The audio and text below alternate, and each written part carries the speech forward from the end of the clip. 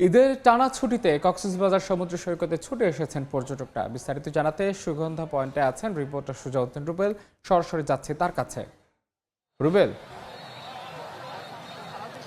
ঈদের টানা ছুটি শেষ হলো, কক্সবাজারে পর্যটকের কমতি নেই।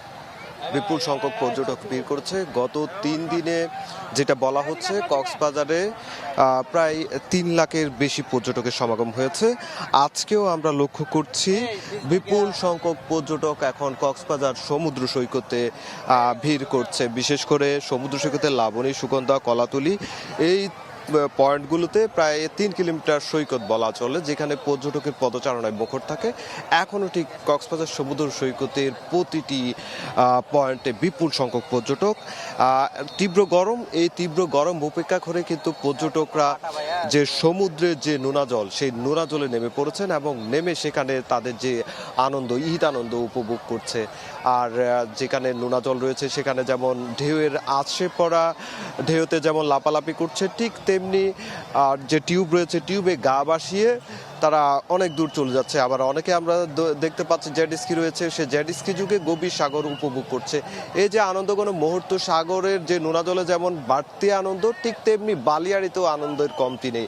আমরা লক্ষ্য করছি বালিয়াড়িতে যারা ভ্রমণ পিপাসুরা এসেছেন তারা ঘোড়ার পিঠে চড়ছে, আবার অনেকেই ছবি তুলছে, ফটোগ্রাফার রয়েছে এখানে সহস্রাধিক।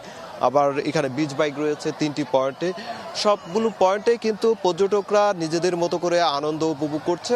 বিশেষ করে তারা পরিবার পরিজন নিয়ে এসেছে, পরিজন নিয়ে এসে এখানে তাদের মতো করে ঈদ উদযাপন যেভাবে করা যায় সেই উদযাপনগুলো করছে। আমরা বেশ কয়েকজন পর্যটকের সঙ্গে কথা বলেছিলাম, তারা যে বিষয়টি বলছে, ঈদের যে টানা ছুটি শেষ হয়েছে, সেই ছুটি শেষ হলেও তারা বাড়তি কিছু ছুটি নিয়ে আগামী শনিবার পর্যন্ত কক্সবাজারে থাকবেন এবং এই থাকাতেই কিন্তু তারা যেটা বলছেন যে ঈদের যে টানা ছুটি তারা এটি উপভোগ করছে। তবে এই যে বিপুল সংখ্যক পর্যটকের আগমনকে কেন্দ্র করে কিন্তু এখানকার যে ব্যবসা, সেই ব্যবসায়ীরা খুব সন্তুষ্ট। ফটোগ্রাফার থেকে শুরু করে বিচ বাইক, জেট স্কি চালক, ঘোড়াওয়ালা সবাই বলছে তারা সন্তুষ্ট এবং যে গত 1.5 মাসের খরা ছিল সেটিও কাটিয়ে উঠছে।